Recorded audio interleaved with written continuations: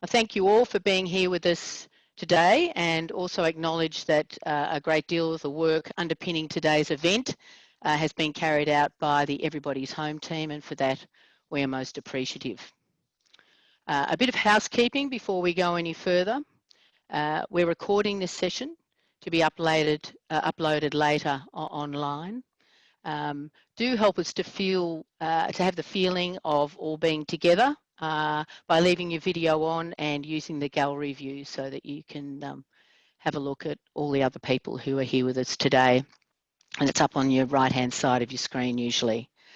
To ask questions, please use the chat function, and you can make a private comment to anyone on the call or a comment to us all. Everyone is muted, and admin will unmute you if needed during the question and answer session. And if you're having any technical issues, please send a private message to AFSA, and she's there as AFSA Technical Support, and she'll give you a hand. I am speaking to you from Victoria, where as a community we are now locked down with stage 4 restrictions. And I acknowledge the extraordinary times in which we live, and that as a sector we are fortunate to be working at this time, but also we are under the pump, both personally and professionally. Across the country, our sector has received various levels of support from state and territory governments to temporarily provide safe shelter for people without a home. And homeless service providers around the country have worn themselves out, getting people into homes and into temporary accommodation, supporting them to stay there and advocating as hard as possible for the pathway needed to end homelessness for this group. We do understand that this has been a public health response, and it has had the health of the broader community in mind. But we do have the opportunity for it to be more than a public health response. And the two modest proposals that we've made to the federal government, the SHARP, in partnership with CHIA, National Shelter and Everybody's Home, and Kate will talk about that later, and the rapid rehousing proposal with CHIA, Housing First for Rough Sleepers. They're both very practical suggestions to our federal government in this COVID-19 context. We're very fortunate to have here with us today both Luke Howarth, the Assistant Minister for Community Housing, Homelessness and Community Services, and Jason Clare, our Shadow Minister for Housing and Homelessness. And they will share with us what both the government and the opposition have in mind. They'll be followed by Kate Colvin from the Everybody's Home campaign, and we're going to conclude this event with a fantastic panel that will include Christine Thurkell, a graduate member of the Peer Education and Support Program of Counselled Homeless Persons, Cass Goldie, the CEO of ACOS, Dave Noonan, the Secretary of the CFMMEU, and Adina Serson, the Executive Director of the ACT Property Council. Now you will have questions, and so ask your questions by typing them into the chat function, and our Deputy Chair of HA, Catherine McKernan, will do her very best to moderate them in a way to get as many of those questions asked as will be possible. Now, do we have Luke Howarth with us? Can anyone help me with that? Luke, are you there?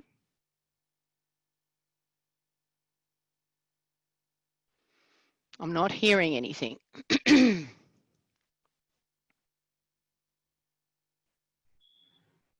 No, I'm just seeing if anyone can help me whether we've got. Minister, do we have Jason Clare with us? Jason, are you there? Yeah, I'm here, Jen, if you can hear me. Yes, so we might start with you and have the Assistant Minister, when we get there, just give me a few minutes to introduce you. Jason. Okay. So Jason Clare, he is our Shadow Minister for Housing and Homelessness, and Jason was born and raised in Western Sydney. He's got a Bachelor of Laws from the University of New South Wales. Before he entered Parliament, he worked as a Senior Advisor to New South Wales Premier Bob Carr and as a private sector executive at Transurban. He was elected as a federal member for Blaxland in November 2007. And he's been our Federal Parliamentary Secretary for Employment, our Minister for Defence Material, our Minister for Home Affairs, Minister for Justice. He's been Shadow Minister for Communications, Shadow Minister for Trade and Investment, as well as Shadow Minister for Resources in Northern Australia.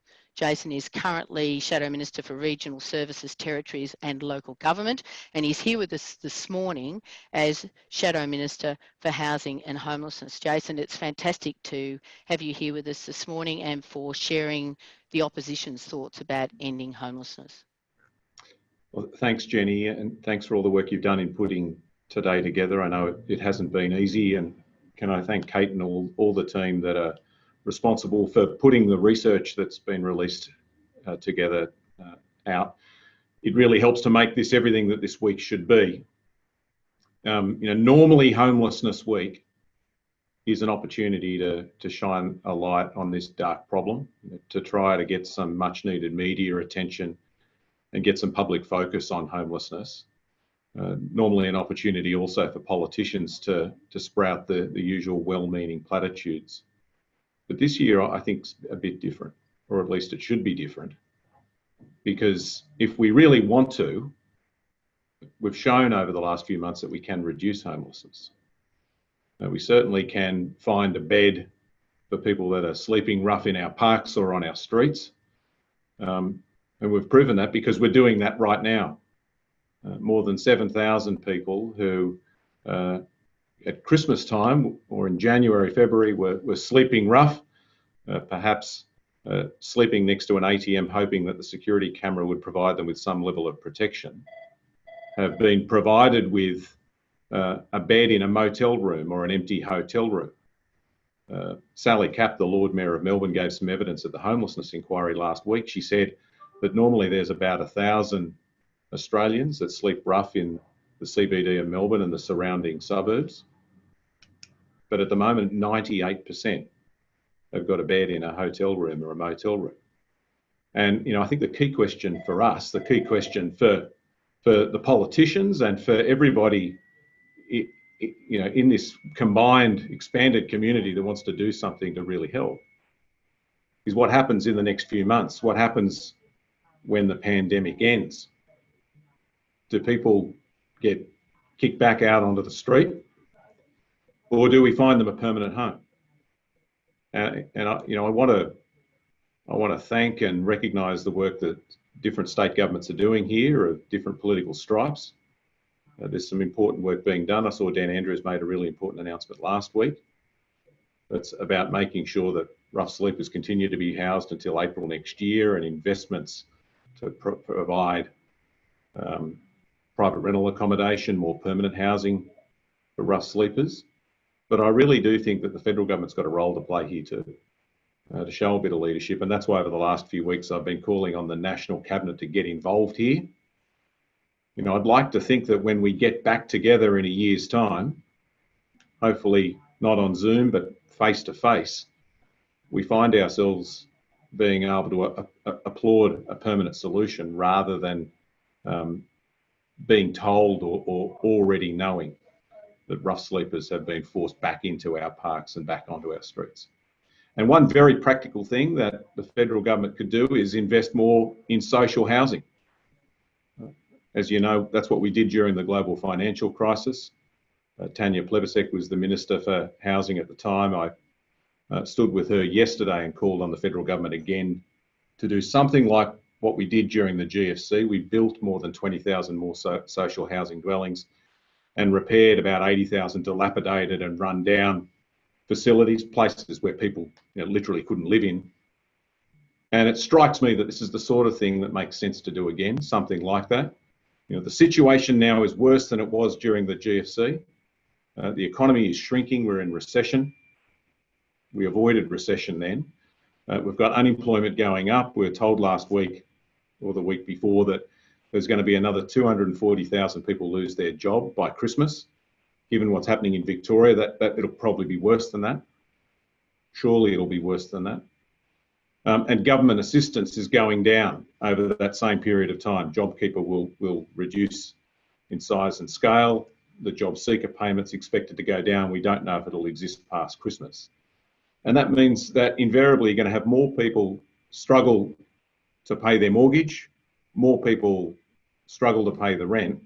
And potentially, you know, what really worries me is potentially more people homeless, more people forced to sleep on a friend's couch or go back home or heaven knows what.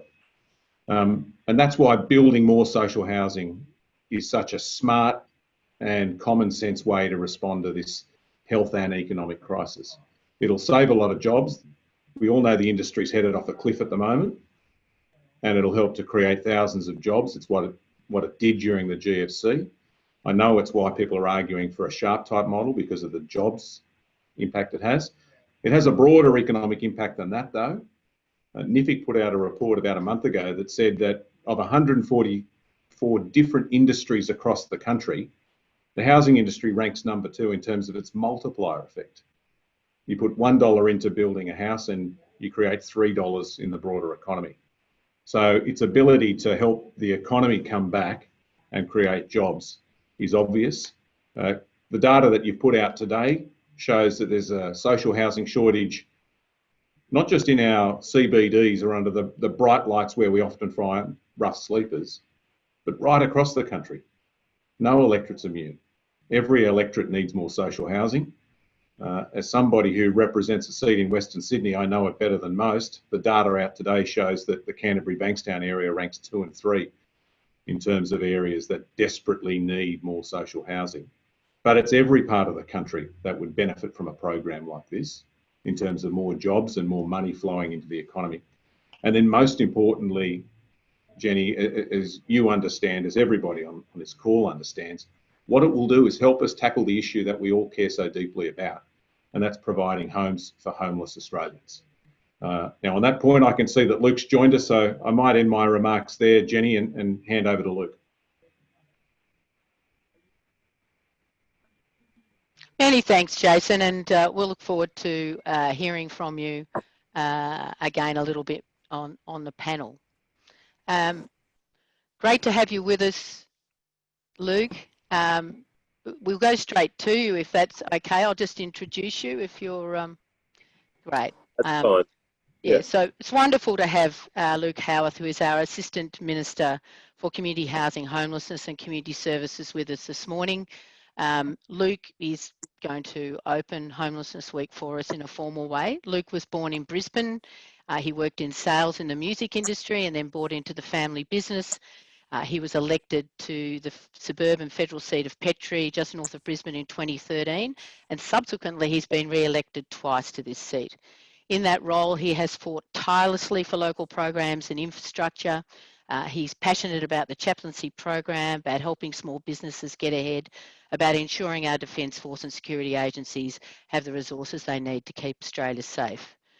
Luke's appointment as Assistant Minister for Community Housing, Homelessness and Community Services came at the end of May in 2019, and for many of us it was a very welcome signal from the federal government of an increased focus on ending homelessness. And Luke has subsequently engaged with many of us in seeking to better understand homelessness and the social housing income and range of supports needed to end it.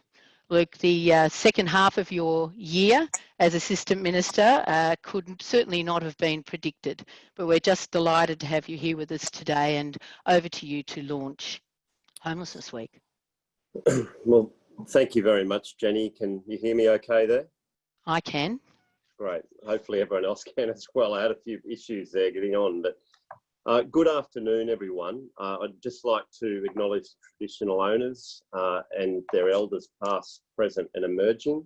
I want to acknowledge you, Jenny Smith, as Chair of Homelessness Australia, Kate Colvin from the Council of to End Homelessness for today's event, and thank you to the Shadow Minister, Jason Clare, the Shadow Minister for Housing and Homelessness as well, for starting there. Today, everyone, marks the launch of Homelessness Week for 2020. And this important annual event raises awareness and focuses attention on the many, often complex issues surrounding homelessness for more than 116,000 plus vulnerable Australians who are homeless each night. And for you, people that are here listening today, and for myself as the Assistant Minister, Homelessness Week isn't just today, starting this week, it's every week. we look and work together to go, how can we reduce homelessness and help those people in need find a permanent home? So I want to thank the tireless efforts of service providers, community organisations, not-for-profits, businesses and charities, and everyone involved in this sector and everyone on this call for what you do. I want to acknowledge the ongoing commitment involved in providing assistance for Australians who are homeless or at risk of homelessness. Whether you're working within jurisdictions who set the goal of having every person sleeping on our streets moved into accommodation to help prevent the spread of coronavirus, or in jurisdictions like the Northern Territory who help more than 1,500 Indigenous Australians located in major centres move back to country, or whether you're part of the significant boost in outreach services providing additional client support. You're all playing an important role and doing great work. The Australian government, the Morrison government, remains committed to ongoing annual support worth more than $6 billion annually. This is delivered by Commonwealth rent assistance and support to the state and territories through the National Housing and Homelessness Agreement. Through the NHHA, I am working with each jurisdiction to get help to Australians where they live and make sure support is available to vulnerable Australians when and where they most need it. The coronavirus pandemic challenge has been unprecedented and matched by unprecedented commitments from states and territories to deliver homelessness and housing supports to vulnerable Australians. And I give thanks to housing and homelessness ministers. Australian governments have worked together with communities, organisations and businesses to implement at the national, state and territory and local levels initiatives like Tasmania's over $100 million plus commitment for additional housing and homelessness support, and new social housing that in the next few years will increase their stock by 10%. Victoria's $500 million social housing package to build 168 new units and upgrade 23,000 dwellings. In addition to 1,100 private homes rented in Victoria to help homeless people housed in the private rental market after they moved out of hotels. New South Wales, $250 million for maintenance on public assets, which included social housing. South Australia's roadmap to recovery, including a once-off boost of $500 cost of living concession for households who are receiving the job seeker payment. Western Australia's $402 million freeze on household charges, as well as their commitment to rough sleeping and to build a new common ground facility in Perth. The ACT's residential tenancies declaration or one-off bank payment of $250 to all social housing households.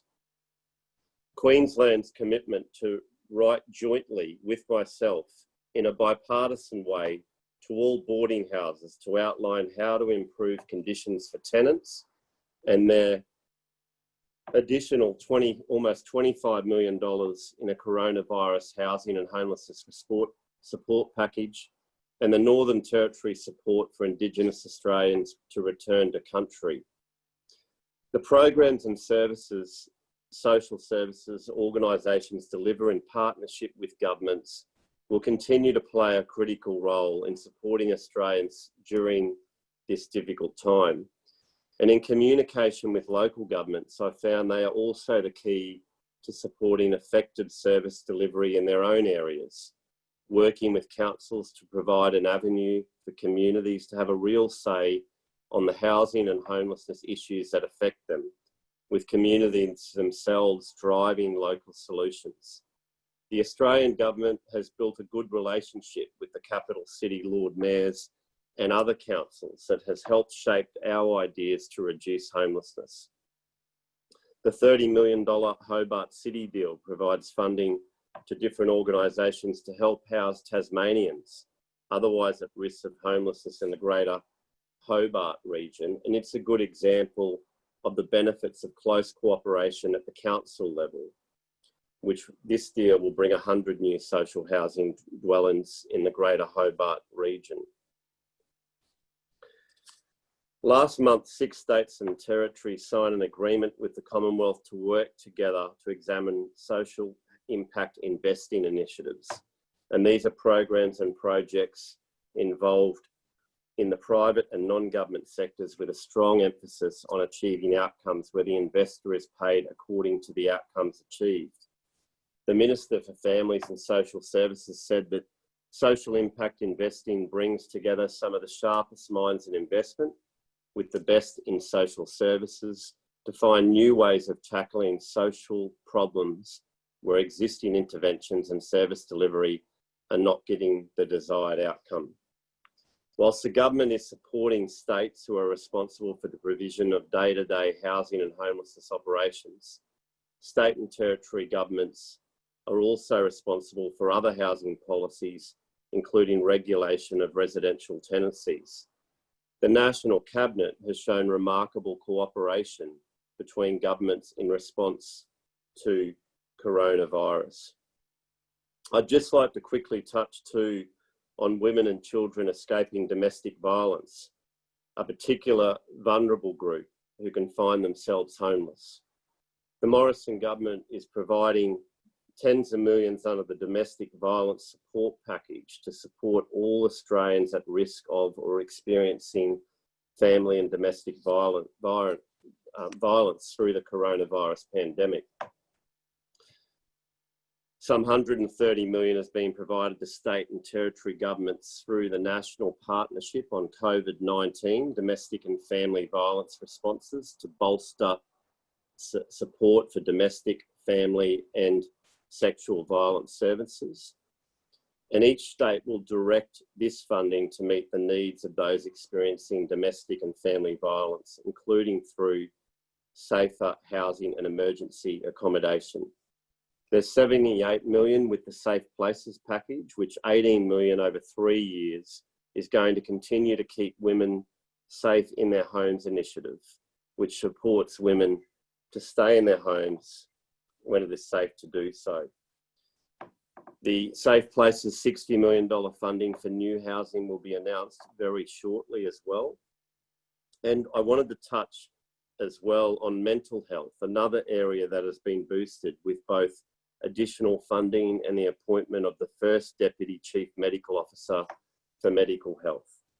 And we know there is a strong association between mental health and homelessness, and I'm looking forward to working closely with the new Deputy CMO to implement approaches that can help people at risk of homelessness. Just quickly too, the Reconnect support services, which has been around since the Howard government, is helping young people aged 12 to 18 or 12 to 21 years for newly arrived youth. It helps bring stability to the lives of vulnerable young people and assists them to avoid homelessness.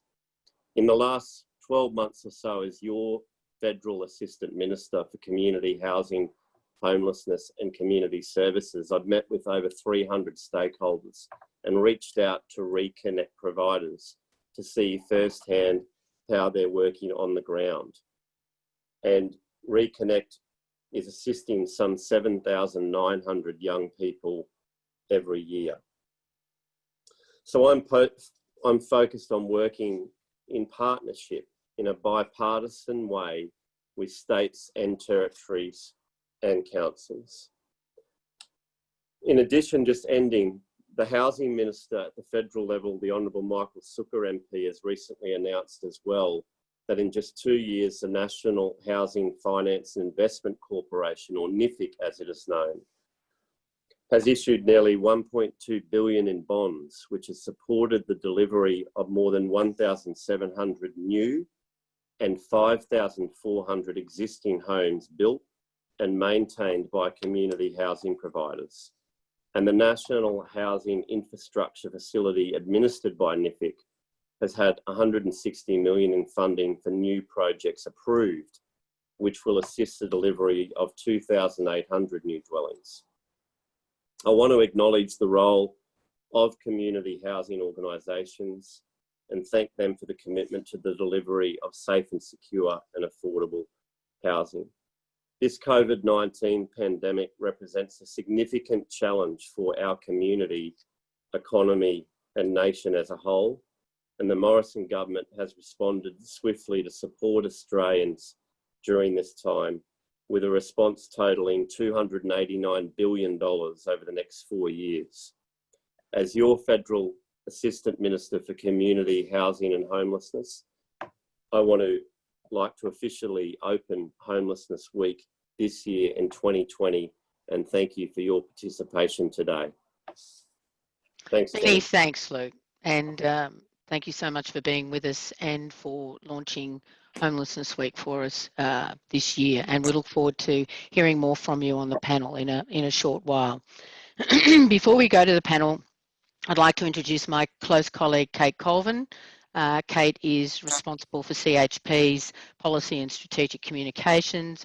Kate's had over 20 years experience in policy and advocacy roles, including leading sector campaigns on housing affordability, minimum rental standards, climate change, transport issues. She's also played a key role in the Australians for Affordable Housing campaign, led the National Vote Home campaign over the 2016 federal election, and is here with us today as spokesperson for the National Everybody's Home campaign. Welcome, Kate. Thank you, Jenny, and wonderful to hear also from the Assistant Minister and from Jason Clare. So I really appreciated those comments. Before I really begin, I'd like to acknowledge that I'm joining this meeting from Wurundjeri country, the lockdown Wurundjeri country, and acknowledge that that land was never ceded, and pay respects to elders past and present.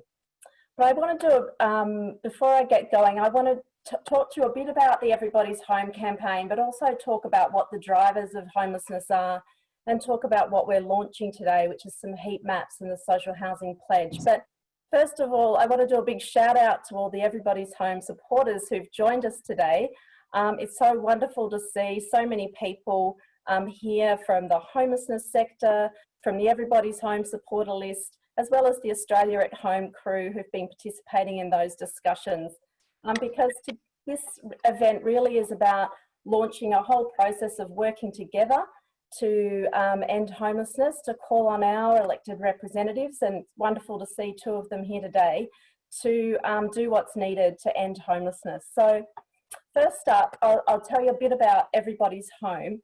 It's an alliance of about 300, more than 300 organisations and 28,000 individual supporters in the community, and those numbers are growing all the time, who formed a campaign because we were worried that the government wasn't hearing the importance of resolving the housing crisis in Australia. So we know that this is an issue, and look at the attendance today, an issue that really excites a lot of interest and concern in the community. People want to see an Australia where we don't have homelessness, where people are well housed, but too often governments are not listening, and we need a way to be able to bridge that gap so that individuals in the community can really connect with MPs and say, you know, we want you to do better to resolve homelessness. So that's really the reason, the rationale for creating the Everybody's Home campaign. So to homelessness, I think really it's fair to say that there's no indicator more stark than homelessness as to why our housing system is broken in Australia. You know, before COVID-19 hit, we had 116,000 people homeless on any given night.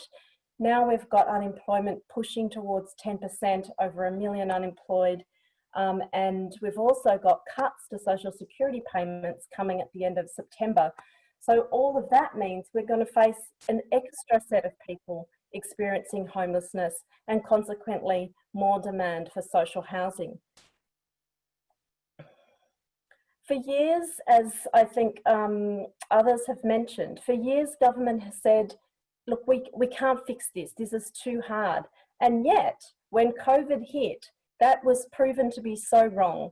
You know, state governments who previously had not done enough did step up, did put money into getting people straight away into crisis accommodation, and that was very welcome and appreciated. But the thing is it doesn't actually solve the underlying problem that people become homeless because they can't find a home they can afford. So a hotel is just a temporary solution. It's not a fix to that underlying problem. So why do we have this problem of affordability in the rental market and a need for social housing? The fact is that for years now, rents in the private market have been increasing faster than people's low wages, and particularly at the lower end of the rental market. So while high-end properties probably keeping pace with wages, at that lower end of the rental market, among cheaper properties, the competition is so strong for those cheaper properties that they're not cheap anymore, and they've gone up much faster than people's Centrelink benefits or low-waged employment incomes. And that means it's harder and harder for people to afford that housing. So they either end up paying more rent than they can afford, more than 1 in 3 low-income Australians pay more rent than they can afford, more than 30%, or they end up without a home overall. So clearly this is something that we can fix, because this is about there not being those properties that people can afford. So social housing is the perfect antidote to that problem, because it puts properties into the market that are clearly affordable. But the fact is, Australia has a shortfall of social housing, which is 433,000 properties. So today we've launched homelessness heat maps and social housing heat maps, which we're going to bring up on the screen today, that show that homelessness is an issue. And here you can see New South Wales, the inner and outer metro area of Sydney. You can see that homelessness is an issue stretching right through from the inner part of Sydney, right through that western belt and down to the south. But actually it's an issue in every electorate in Sydney. That's where it's worse, but it's an issue in every electorate. So you can go to these maps and have a look at your electorate and see what the problem of homelessness is in your community. Afsar, can we switch it to social housing need now? And so then you can also see, thank you, that social housing need is a problem also in every electorate, and through many of the same electorates as homelessness is an issue, is this desperate need for social housing. So in Sydney alone, the shortfall of social housing is 69,700 properties. So a really significant shortfall of social housing. And what that means when we have that kind of shortfall is that when people can't afford housing in the rental market and try and get into social housing, they get stuck on a wait list for years and years. And in that period, if you're waiting for 10 years and you're struggling in the rental market and end up homeless, instead of, if you're quickly exited homelessness into housing, you know, your life might continue on just as it was. If you spend 10 years homeless, then your life is pretty much going to fall apart. So that means, you know, we're really missing an opportunity to address the harm that's caused by homelessness because we don't have that housing. So we're talking about social housing today because we need social housing to end homelessness. But the other fantastic thing about actually delivering social housing, getting that building happening, is that it would create a lot of jobs. You can't, you know, you have to use local labour to build a home. And so if you build houses right through all of those electorates where it's needed, you'll be putting jobs into all of those electorates where employment is also desperately needed. So Everybody's Home, together with Homelessness Australia, the Community Housing Industry Association of Australia and National Shelter, have put a proposal to the federal government called the Social Housing Acceleration and Renovation Program. And this proposal calls for 30,000 properties to be built. It's an emergency build that's needed over the next 4 years. And that would deliver more than 18,000 jobs a year, as well as the 30,000 properties. It's the proposal would produce those properties in 4 waves. So that's a way to get social housing delivery happening absolutely quickly, because of course we're in this situation where, you know, emergency level speed is needed to get people housed. So the first wave would be renovating and maintaining existing homes to bring properties that are not in use quickly back into the market and to improve the fabric of existing social housing. Secondly, the proposal would buy and finish building projects that are almost ready or perhaps just need a renovation to be brought into use. Thirdly, get started on shovel-ready projects that might be able to be made ready in a year to 18 months. And lastly, get going on projects that need a longer development time. So altogether, that proposal would bring social housing into use over a pipeline across the next 4 years. It absolutely ticks all the boxes of what we need now. It would get the social housing that we need to end homelessness, and it would get builders and traders working in every community around Australia. So basically that is what we're focusing on at the moment for the federal government to invest in the budget in October. But we've already put this proposal, as I said, to government, and we're disappointed that it hasn't yet been picked up when the government so urgently needs to invest in stimulus. And that's why we're making it a focus of this Homelessness Week, because we need people to get involved in helping encourage the federal government to really take action in this space. Unfortunately, we have heard a number of times that the reason the federal government won't invest in social housing is because it's a state's responsibility. So I wanted to touch on that issue because it might come up later in the discussion. The fact is, the federal government have been involved in social housing from really the beginning of social housing in this country. In 1943, they set up the Commonwealth Housing Commission. That then rolled into the first Commonwealth State Housing Agreement. And the Commonwealth State Housing Agreement, as Luke mentioned, exists to the current day as the National Housing and Homelessness Agreement. It's delivered a lot of good things to the nation, but the fact is that more recently, investment in that national agreement from the federal government has been decreasing. The federal government has also used social housing as a stimulus in response to every major economic crisis in the nation. So after the Great Depression, huge social housing investment program that was important to deliver the housing that people needed, but also got people working. When Darwin was destroyed in Cyclone Tracy, the federal government was involved in supporting the rebuilding of that city.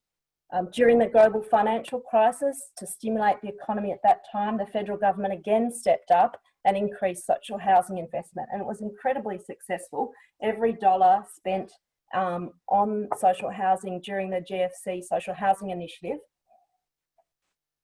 delivered $1.30 to GFC. So that's why we're focusing on it at the moment, because it's really is the best kind of stimulus that you can do, and because it's so urgently needed. But as I said, we're struggling a bit to get the federal government to hear that this is what really needs to happen.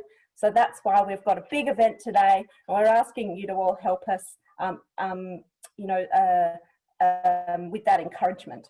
We're asking all MPs to get behind using their influence to get this government building social housing.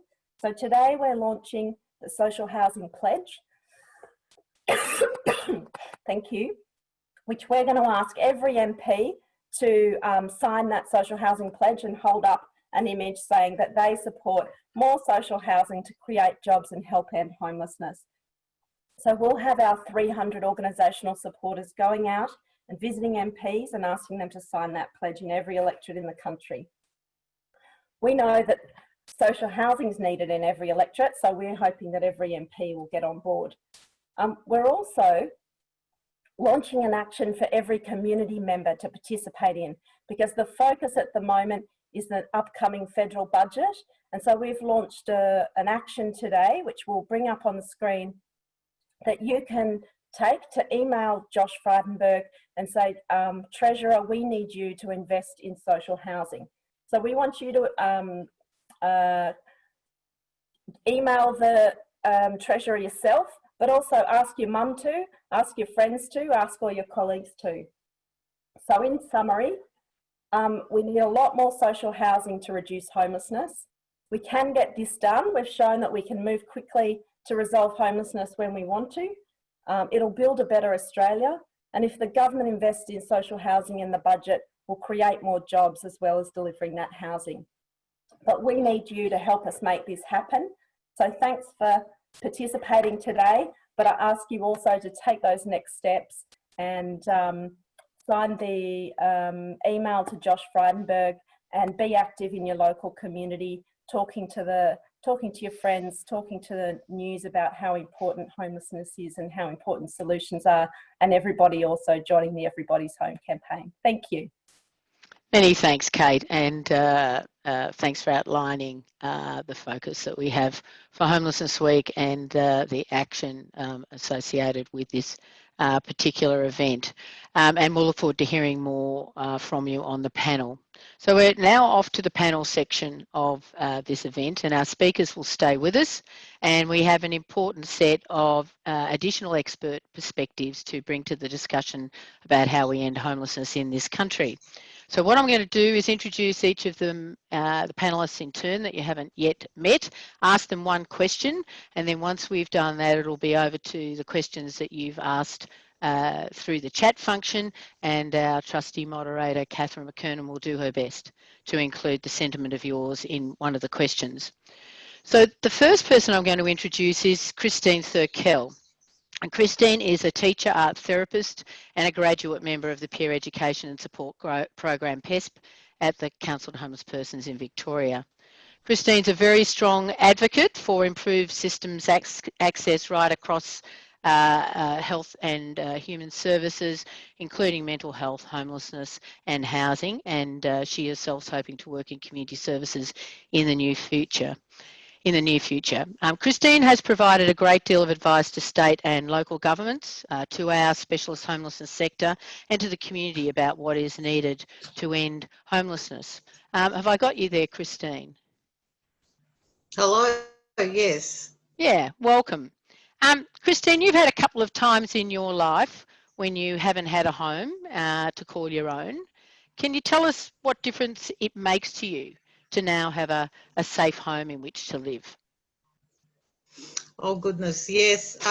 Safe is an interesting word because I consider safety to be physical safety, emotional safety, financial safety, freedom, safe to be free, to be oneself, and consistency. So with me, physical safety is having doors that are lockable, floors that you don't fall through, a roof that's not leaking.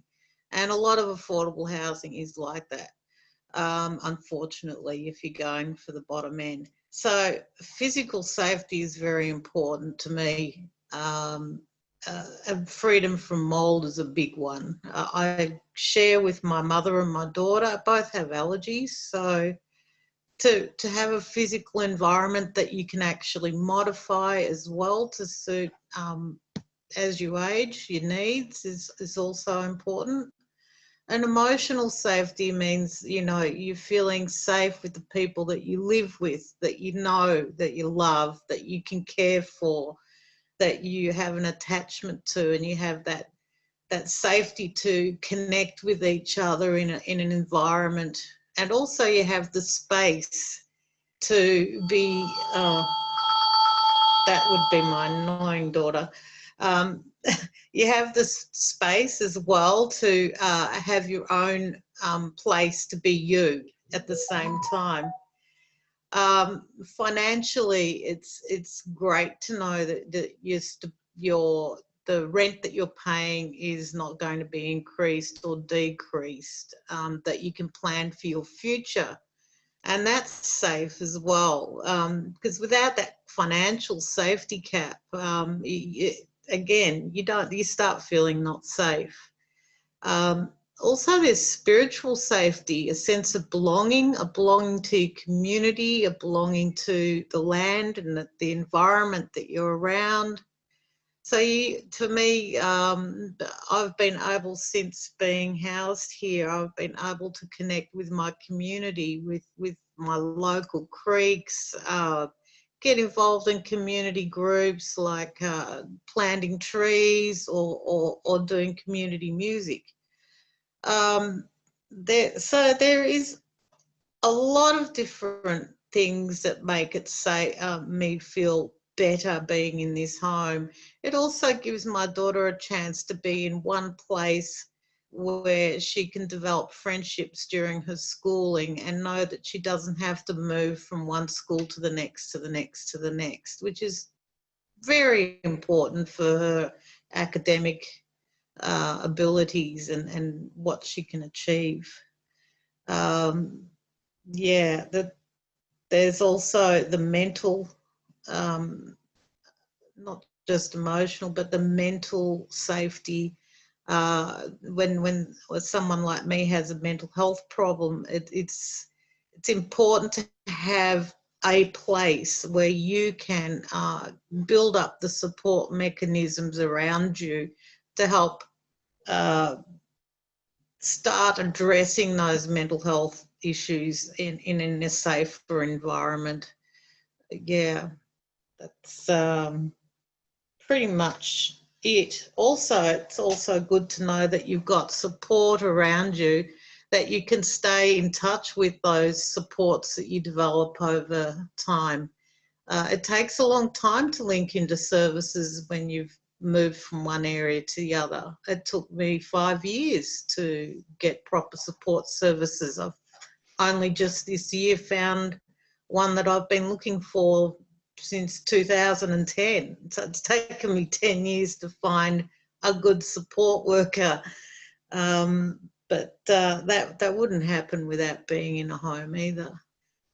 Thanks so but much, the other Christine. thing, yeah. So it's about freedom too, to be able to do what you want to do without anybody saying, oh no, you can't do that, or clean the kitchen immediately. Yeah. Thanks so much, Christine, for sharing your experience of what a difference a home makes, a real home makes to your life. And so it's so good to see you in such good form as well. And we'll hear some more from you on the panel. And our next panellist is Dr. Cassandra Goldie, who's CEO of the Australian Council of Social Service, the national peak body for the community sector, and an advocate for tackling poverty and inequality. We know Cass for her deep public policy expertise in economic and social issues, in civil society, social justice, and in human rights. Before Cass went to ACOS, she held senior roles in both the not-for-profit and public sectors at local, national and international levels. And some of those jobs were with the Australian Human Rights Commission, the Darwin Community Legal Service, Legal Aid Western Australia, the Global Centre on Housing Rights and Evictions. Cass is an adjunct professor with the law faculty at UNSW, and she's got a PhD from UNSW and a Masters of Law from University College in London. Cass, are you there? Have we got you unmuted? I think you're still muted, Cass. Oh, you're back. Fantastic. Look, you have been pushing very actively for adequate incomes for people without work. And can I just say how much we in the specialist homelessness sector appreciate the important work that you are doing, because without adequate income, people just can't afford a home. Could you talk about what you think are the priorities for the upcoming budget to create a future in which everybody has a home? Jenny, thank you. Congratulations to everybody who has worked so hard to bring a focus on to ending homelessness in Australia, and to acknowledge I'm sitting on Gadigal land. Pay respects to the First Nations people participating today, and elders past and present. And of course, this issue is at the heart of closing the gap. Can I also acknowledge, it's great to see you, Luke, Assistant Minister, and Jason still with us. This is as relevant as it ever gets. Christine, you know, you just gave that really powerful understanding of what it means to feel really safe, and housing is really at the heart of that. Jenny, you'll probably know my obsession with secure housing goes back a very long way for all the right reasons. It cuts to your sense of self, your sense of identity, your mental health, your sense of security. And when, for example, with that devastating experience of so many more people losing their jobs, the very first thing that will strike at you is, am I going to lose my house? And the fear. And so to the Assistant Minister, who again, you know, everybody is talking about the devastating what's going on in Victoria and Melbourne, the fact that securing housing will be everything for people. And so we've got to work as hard as we possibly can to make that a reality. So there's two essentials of it, isn't there? One is the adequate income. And so jobs and social security, a huge relief to the Assistant Minister when your government doubled the job seeker payment after, you know, far too long. We know now that Anglicare's good work on looking at the affordability of housing says that we have increased housing affordability as a result of that, but it's still very, very modest. At 1.5% now of housing stock was affordable with the doubling of the job seeker rate. And so we're urging the government to work with us to deliver a permanent adequate increase to job seeker for all those people affected by unemployment. We hope that that experience of unemployment is not long term, but we're in a recession now. So we know that for many people, security, delivering that as quickly as possible on incomes will be so crucial. We've also urged the government to put a 50% increase into Commonwealth rent assistance. It's a crucial payment. I'm watching many of you in this chat at the moment who are in this big call today who are in exactly that place where you're in the private rental market. Commonwealth rent assistance will be crucial. More power to everybody working to get that big investment in social housing. You know, over and over again, it ticks every box. Can I say to the Assistant Minister, if you're looking for the international advice on what we need to add, the OECD says fix social security and put money into social housing. Job rich, investing in the right part of the economy at the moment. And I want to just touch here with the National Cabinet, this extraordinary work. It's really hard to keep that consensus going in the face of what everybody's dealing with. But if we could secure some protections from no-cause evictions to protect against all of the uncertainty that's coming forward for individuals and families, I'd like to also encourage us to see that kind of consensus. Christine talked about the shocking living conditions for some people. We do need those minimum standards.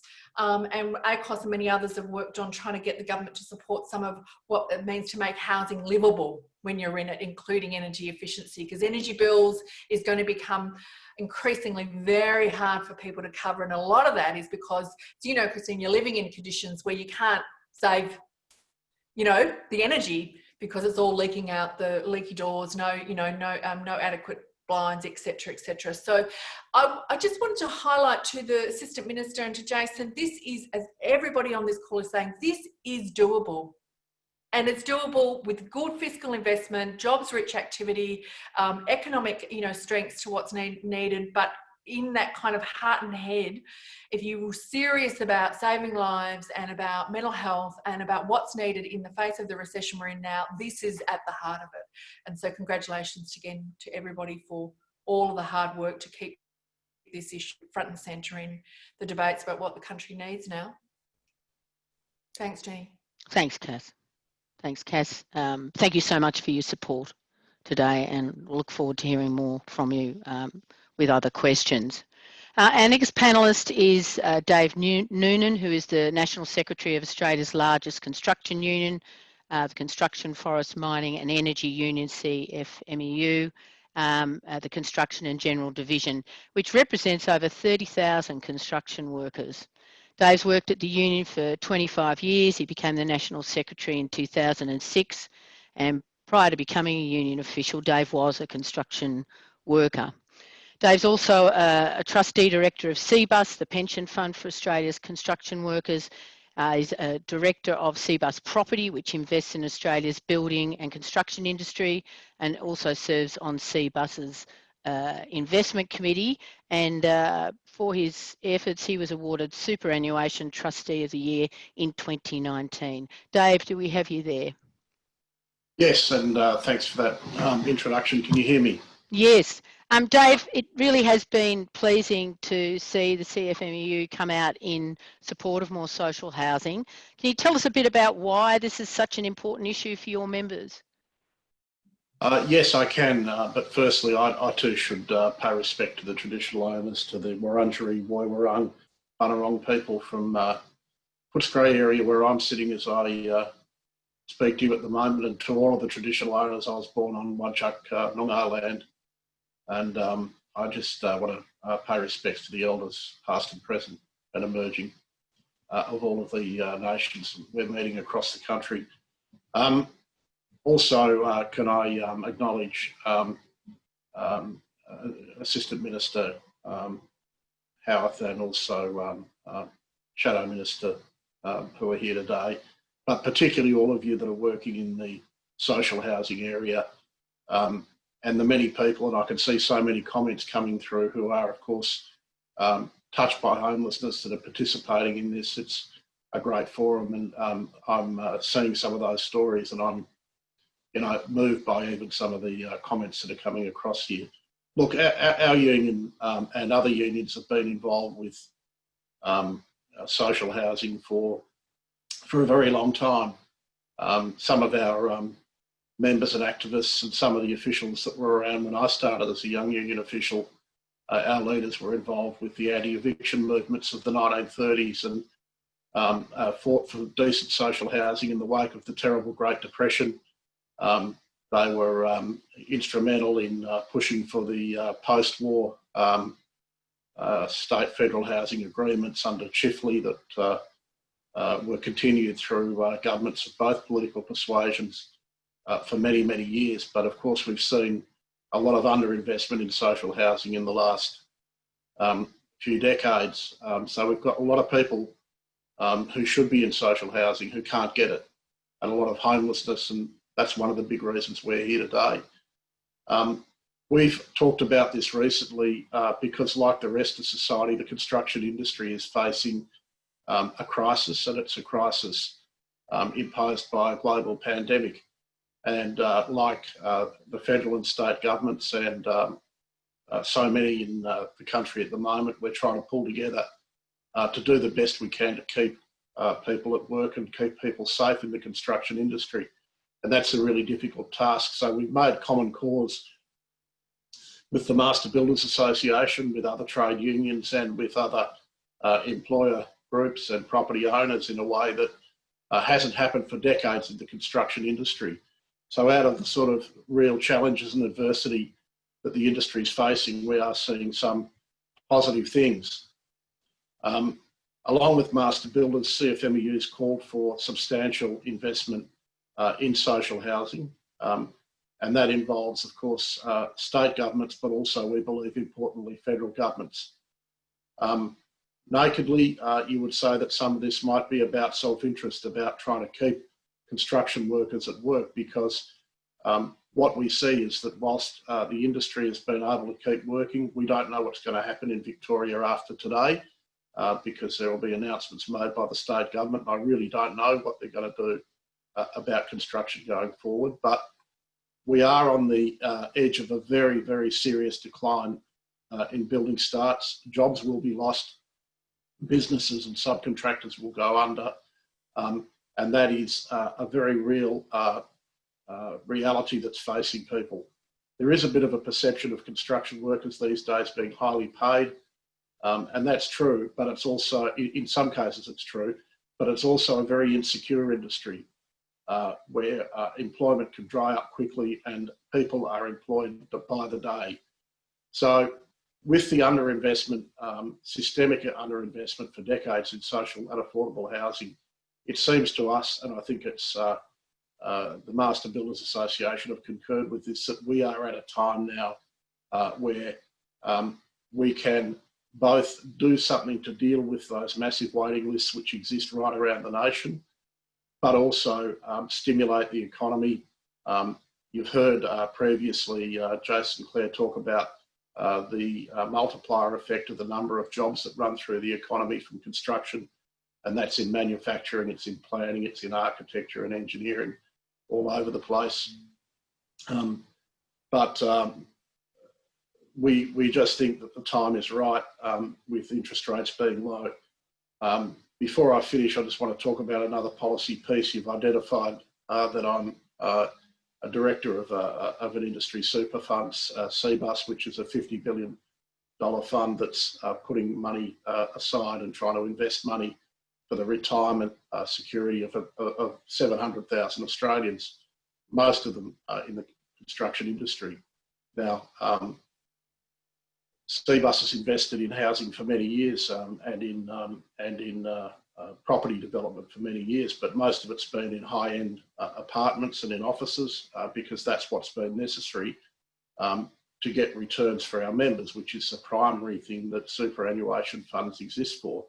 And I should say, in speaking here today, I'm not speaking on behalf of the fund. I'm not authorised to. That's up to the chair or the CEO. So I'm making some general comments, but we are starting to see the opportunities developing, and NIFIC, which you've heard about before, which is a bond-like structure or a bond-like issue, which provides the opportunity for investment in social housing. We've seen, I think, close to $50 million so far of CBUS money going into NIFIC to create social housing. And other superannuation funds are also investing in that product. I think that's a great start, and it's a great way to start to get funding in there. But I just call again for governments to step up and do their part here too. We have seen the Homebuilder Scheme, which the federal government has announced. The master builders are very pleased about that and have praised it. Our union hasn't certainly criticised it. We think it's important to get that work going as well. But we don't think that it substitutes for the need to actually have government invest in social housing, which is an established and efficient way of creating economic activity, of creating jobs, but most importantly of attending to the systemic long-term endemic problems of homelessness and poor housing standards and unacceptable waiting lists in the social housing area. So there's a lot more I could say, but I think there are a lot of other very important voices to hear today that have got a lot more expertise in this area than me. So I think the union just would like to thank everybody for the opportunity to be here and to participate in what we hope is the start of a sea change in the approach to social housing in this country and to homelessness. Thank you. Thanks, Dave, and it's wonderful to have your support here with us today and have your heartfelt comments. Our final new panellist is Adina Serson, who has been the ACT Executive Director of the Property Council since 2016, and she's worked in public policy and communications in Canberra for nearly 20 years. Adina has a degree in public relations and is currently studying postgraduate law at the University of Canberra. Adina's worked federally for Senator Kate Lundy, for ACT Chief Minister John Stanhope. She was Senior Comms Consultant at ACT Water Security Major Projects. She's been with ACT Chief Minister Katie Gallagher as a Director of Comms and as Chief of Staff to the Minister for Planning, Land Management and Urban Renewal, Mick Gentleman. Adina, have we got you there? Yes, can you hear me? Oh, it's lovely to have you with us, Adina. We're just delighted that the Property Council has also called for an increase in investment in social housing. Could you let us know what underpins this interest and how the Property Council sees the value in social housing investment as stimulus in this economic downturn? Well, thanks very much for having me, and really great to be part of this really important discussion in Homelessness Week. And can I start also by just congratulating all of those who are involved in the Sharp proposal. I think, advocating for such an ambitious target of delivering social housing is really important at this time and really highlights the importance of the construction sector and keeping construction going during this period, employing 1.4 million Australians right across the country, more than manufacturing and mining combined. And 1 in 4 Australians really draw their wage from either directly or indirectly from the property sector. So really critical that construction continues, but also in recognition really and going to the Sharp proposal, you can see that the built environment can be such a powerful force for positive change, and why we've gotten on board and long been advocating to the national and state and territory governments about the importance of affordable housing targets, the importance of making sure there's the right type of housing where you need it, and the importance of investment, particularly in community and social housing. And in fact, we do have many members of community housing providers that we work with very closely to advocate strongly to government for the importance of having a diverse range of housing type, and that people should really be at the centre of all planning decisions, of you know, how you build environments, how you build community. And I think it's really important to our members. You see them around the country working very closely with many of your organisations. I know that in the ACT I work very closely with ACCOS and Community Housing Canberra to talk about all of the things that we need to do to get the right types of housing where we need it. I might just add that the importance of construction now has never been greater. We know that every $1 invested in residential construction can deliver $3 of economic benefit right across the economy. And so it's a critical factor in our economic recovery. The property and construction sector will lead this economic recovery just as it did in the GFC. And 30,000 homes, social housing homes, is a great target. We know that in Sydney alone, more than 700,000 homes are going to have to be delivered to meet demand here by 2036. When you look at it every year, that's 40,000 homes having to be built every single year to meet demand. And the trick with demand, as we all know, is that the higher the demand and the slower the supply, then the higher the prices, and more people get excluded from the housing market and the rental market indeed as well. So the built environment is critical to the economic recovery, but also making sure that our key workers, that the most vulnerable in our community, and that communities are prioritised, and the housing of our elderly in particular at this time as our demographics change and not only grow but age as well. So no more important time. I want to talk briefly also about the importance of us partnering up with people like Homelessness New South Wales, Shelter New South Wales. We 2 years ago formed the Good Growth Alliance together with the Committee for Sydney and the Sydney Business Chamber, and it is a story of unlikely allies coming together to join forces with a unified voice about the importance of housing supply in the market, of good design, of building community, those principles of social sustainability, putting people at the centre of the triple bottom line analysis, if you like. How do we build community which takes everyone with it? And I think together the Good Growth Alliance has been able to achieve a lot. We are seeing some developments roll out, and of course champion things like build to rent for those of you who've had some experience, you know, providing long-term rental security for Australians through the build to rent model. I'm very pleased actually the New South Wales government just last week announced a significant land tax reduction for build to rent products. So if you haven't seen that announcement, it's really exciting news, and in fact the first jurisdiction to come out and actually get serious about doing build to rent, which has been so successful overseas in the UK and the US models. Working together, we can reduce homelessness, we can create better community and provide more diverse housing choice, but we need to keep construction going. And why stimulus and direct injection? And it's not just up to the federal government. We know that it's going to take everyone to come to the table. The states and territories need to invest as well. But I guess I want to assure you that the property sector and the property industry stands ready to play its part, and look forward to continuing our engagement with all of you over this difficult time. Many thanks, Adina, and thank you for so beautifully articulating the social good that could come from social housing investment, and it's wonderful to have the Property Council's support in this endeavour, and hopefully we'll get a few more questions coming from the floor. I thought I might go back to Assistant Minister Howarth if he's there and ask him a question before we open it up. Luke, are you there?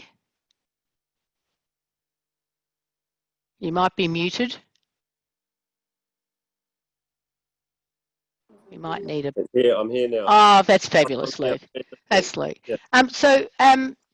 You did focus in your presentation on the state and territory responsibilities in relation to social housing, but I know you acknowledge the considerable investment that's been in place for a long time from the federal government. But as Kate outlined in her talk, you know, the federal government led post the Second World War. It led post Cyclone Tracy. It led again after the GFC. You know, with the COVID crisis and the economic downturn, do you think this is another point in history when the federal government should increase its investment in social housing and provide that economic stimulus that we need, as well as the desperate need in reducing homelessness? Look, I'm certainly not opposed to investment in social housing. You know, as the Assistant Minister, I've seen how it helps people and people on low incomes. It's essential. And obviously, with this pandemic, which has really struck us in a big way. I mean, if you go back to last year's election in May, we haven't even had a chance to deliver a budget yet, which will be happening obviously in October this year because of this medical crisis, which has turned into an economic crisis. So in relation to stimulus, we've really at the federal level put obviously a lot of our eggs into those stimulus payments to support people in need quickly. Obviously, Cassandra, you know, spoke about job seeker and so forth, and how that has temporarily doubled. I mean, obviously that has had a big impact on people that are marginalised, that don't have work and are in need. And then obviously the job keeper payments. So there's been big investments in that. In my time, obviously as Assistant Minister, I'm really focused on the data and the figures. So I've been looking at the ABS statistics in relation to homelessness and going, look, how do we get those figures down? Because from 2001 to 2006, obviously back in the Howard government, the figures fell by roughly about 6,000 people. But ever since then, they've been increasing, including during the time of the Rudd-Gillard years, where there was significant investment in social housing, that the figures have kept increasing. So my focus has been, well, look, how do we reduce these figures? And obviously the next census is not far away, it's next year. So as I mentioned in my opening address to people watching, I've really been focusing on working in a bipartisan way with state housing ministers and drilling down into those figures. So if I look at the ACT, I met last week with the ACT minister online, and a lot of the increase there is in support of accommodation. Whereas last week, I also spoke with Western Australian ministers, Tinley and McGurk, and the big increases there has all been in overcrowding, severe overcrowding conditions with homelessness supporting significantly there. Whereas if you go down to Tasmania, previously, it's been very difficult to get accommodation in Hobart. And I spoke to the Lord Mayor there and the Minister there, and they've seen a significant increase in rough sleepers. Some of the, I guess, if you look at the COVID situation, some elements that may help in states like Hobart, where they had a large amount of homes being put into the Airbnb sector, you know, for people visiting. And with the drop-off in tourism, both international and at a domestic level, a lot of those Airbnb homes have seen rents falling and gone back into the private rental market, which may actually help homelessness in that state. So I've been drilling down into the figures, but obviously to date, all our stimulus has been around those support payments and our support with states. But I'm certainly not opposed to more investment in social housing. Well, that's music to our ears, Assistant Minister, and we've got that recorded. So that's a great thing to have for Homelessness Week. If I can go to Jason Clare for one final question from me before we throw open to you, because Kate Colvin has very kindly said, please take the questions from the floor rather than me. Jason, are you there? Yeah, I am. Terrific. So, Jason, prior to the last federal election, the AOP was very focused on affordable housing, the 80% of market rent housing development, and yet most affordable housing properties just aren't affordable to people experiencing homelessness and people on the lowest incomes. So do you think we'll see from the ALP new policy which looks both at social housing, you know, the no more than 30% of the lowest income and housing affordability generally? Yeah, well, you're right, Jen. If you're on Newstart or what's now the job seeker payment on the $40 a day base payment, then nothing's affordable. That's what Adrian's report showed that came out in November last year. The rental affordability index said there's nothing in the country that is affordable if you're living off $40 a day, which, you know, to the campaign that is being emphasised today, makes the construction of social housing so important. It's always important. But now we've got a unique opportunity to do something about it, which is why I'm urging the government to act now, like many people on this call are, because whilst it's always important to build social housing, there's never a better time to do it than when you've got a crisis like the one we've got now, when you need to do something to create jobs, to stop people losing their jobs. This is a way to do it. It's what we did during the GFC. And so I've been using all my efforts and energy to lend a bit of strength to Luke's arm to help him in the arguments that I'm sure that he has around the government and cabinet tables to make this investment, because it's needed in every electorate, as the report today shows. It'll create a hell of a lot of jobs, and it'll help to address this, you know, this chronic and serious issue of homelessness, which no one here underestimates how serious or difficult it is to solve. And an investment in social housing today, like the ones that are being discussed and promoted, like Sharp, won't fix it entirely, but it will make a dent in it. And so that's what I've been focused on. I'm focused, to be honest, on the next couple of months rather than the next couple of years. We'll put policies together for the next election, whenever that is, probably a year or two away. But at the moment, I'm focused on the pandemic, what it shows us in terms of the importance of safe and affordable housing, making sure that rough sleepers don't end up back on the street after the pandemic ends. Hopefully it ends sooner rather than later. And using this as an opportunity to help do two things: have a win-win, save jobs at tradies and build more homes for homeless Aussies. Thanks, Jason. Much appreciated. So that's all from me, and so now over to Deputy Chair of Homelessness Australia, Catherine McKernan, to have some questions from you. Yeah, so we've been rapidly trying to summarise the questions that have been coming through, and the first question I'm going to ask Jody Martinez to ask, which is around the fact that the pandemic has happened across the world, and are there learnings from other countries that the panel might have seen in terms of addressing housing and homelessness during the COVID-19 pandemic? Jody, do you want to add anything to that? No, we might just throw to the panel. I might throw to you, Jenny, actually, if you want to comment first, as someone who's been in the thick of it from an NGO perspective.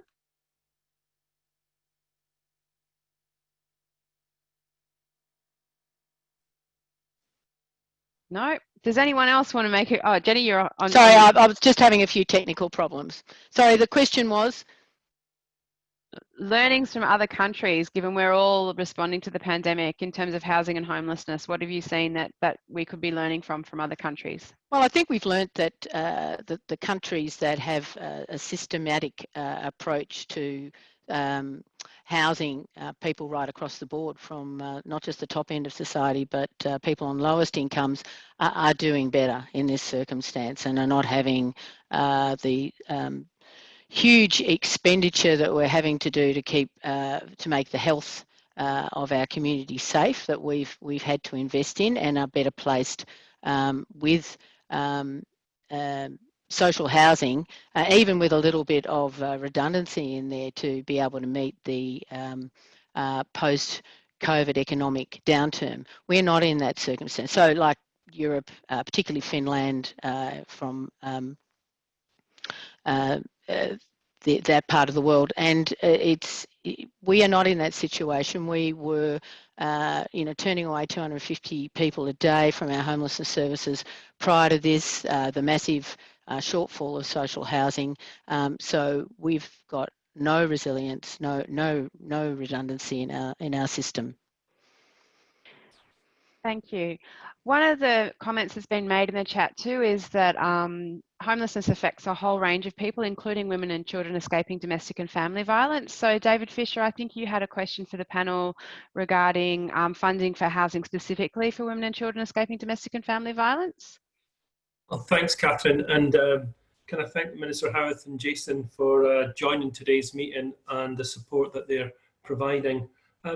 Earlier this year, the Safe Places programme was announced, providing a much needed commitment of 60.4 million for providing emergency accommodation for women and children fleeing domestic family violence. I appreciate COVID-19's had an enormous impact on the resources within government, but when do you think the assessment will be completed and the announcements made associated with the Safe Places programme? Thank you. That question's for me. So can you hear me okay? Thanks very much for that question. Look, the Safe Places package will have a big impact on helping women and children escaping DV, and the Morrison government's obviously committed to it, along with a whole range of other funding. There has been initial assessments done, and obviously it would be no surprise to anyone that we were oversubscribed with the on the Safe Places package. We had more applications than funding available, which is great in the sense that lots of people wanted to participate. I expect that an announcement will be made definitely within the next month on Safe Places. I can't say too much more on it for probity reasons and so forth, but I would expect that there'll be an announcement on that fairly shortly from myself, as well as the Minister for Families and Social Services, Senator Ann Ruston. Thank you. That's very welcome news, Assistant Minister. So I'm glad that question was asked. The next question we have is around just the changes coming to Job Seeker and Job Keeper from Jill Horton and the links to housing and homelessness. Jill, are you still on the line?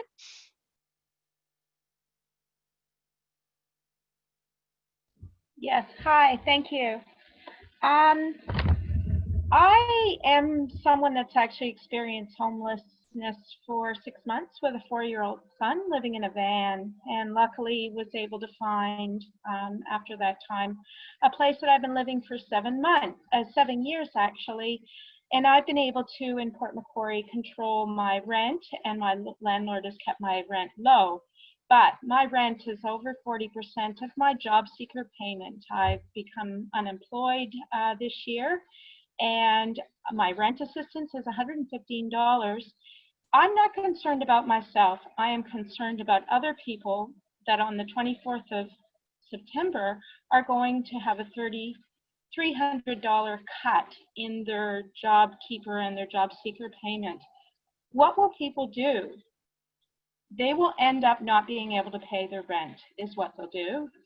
So I wanted to ask whether the government's planning on to reconsider, especially with the announcement of what's going on in Victoria and possibly a lot of shutdown of businesses that reopened.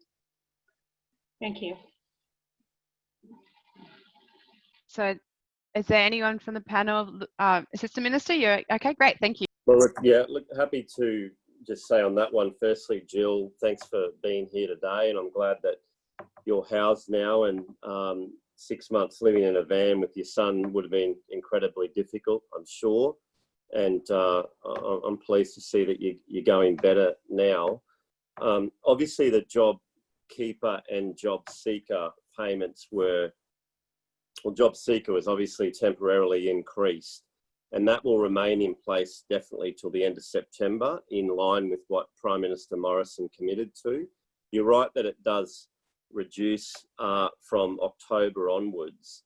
I would just say it's still significantly higher than what the previous New Start was and what ACOS and others, Cassandra, called for previously. And at some stage, Minister Ruston, who's obviously the Minister for Families and Social Services, will be looking at that closely and what's happening with this and changing environment with the pandemic. But we will ensure that support is there for people that are doing it tough, for people that have lost their job. Obviously, that Commonwealth rent assistance, which is 4.6 billion a year and growing, will remain in place. And the Prime Minister has been very clear that support will be there right through now till the end of March 2021. And if things change, then the Cabinet, both the Federal Cabinet and the National Cabinet, will look at it further. The other thing, of course, we want to get people back to work. And in the state that I'm in at the moment, up in Queensland, Jill, obviously we've got very low cases. We're in a much better position than Victoria, and people are getting back to work. And we're looking at a whole range of new options that we've learnt from this pandemic around manufacturing and supporting people back into jobs in different industries. So we're committed to jobs, but we're also committed, as any responsible Australian government should be, to maintain social services for people desperately in need, and we'll be watching this space closely. Thank you, Assistant Minister. Cass, yes, do you have some comments? To the Assistant Minister, can I just, I want to give voice, hopefully very clearly to you and to all of your colleagues, that we're very alarmed about the proposed a reduction cut of $300 per fortnight in the environment that we're in. And Jill, thank you for speaking up for all of those women and families that you probably know personally and you've been, where we just know that if in their environment we're in, the amount of Social Security has led to, pre-COVID, Luke, we had 40% of children in single parent households were living in poverty. And we talked earlier about how to make, support people to be safe. Well, you've got to give people economic security. We provided a detailed briefing to the government about what's needed to fix Social Security now. It requires at least a 50% increase to Commonwealth rent assistance. It requires at least a weekly increase to job seeker of $185 per week. But for single parent families, it's going to require a lot more. And we've given that kind of detail to the government. Most people are now needing every dollar they're getting and more. And can I also highlight, because of course jobs is a part of the picture. Nobody underestimates how terrible it is, Jill, right? When you lose the work, the paid work, it gives you that sense of independence. But bang for your buck, dollar for dollar, every dollar that's going into the hands of people on low income through Social Security is actually going into the real economy, and it's helping keep people in jobs, not, for example, tax cuts for people in the top 10%. There are choices you can make here, and we really want to work with you to deliver an adequate Social Security increase. We cannot have that cliff in September with the situation we're facing, and we are very committed to working with you to delivering the outcome. People in the community are all speaking up. Thanks again, Jill. We've got to not have that cliff in September that's now being proposed. Thank you. Well, I think that is a mighty comment on which to conclude start to conclude our session. Thanks, Cass. What do you need to do right now? You need to sign the petition to Treasurer Frydenberg. You need to promote the petition to Treasurer Frydenberg to your networks. You need to organise to go and see your MP and fill in the spreadsheet so that we know that you've done it. I'd like to conclude by thanking you all for participating today. Special thanks to our Assistant Minister, to our Shadow Minister, to all our speakers, for you all for being here and for asking good questions. And please keep fighting for social housing as economic stimulus and for the support that people need to keep that housing when they get it. Thank you very much.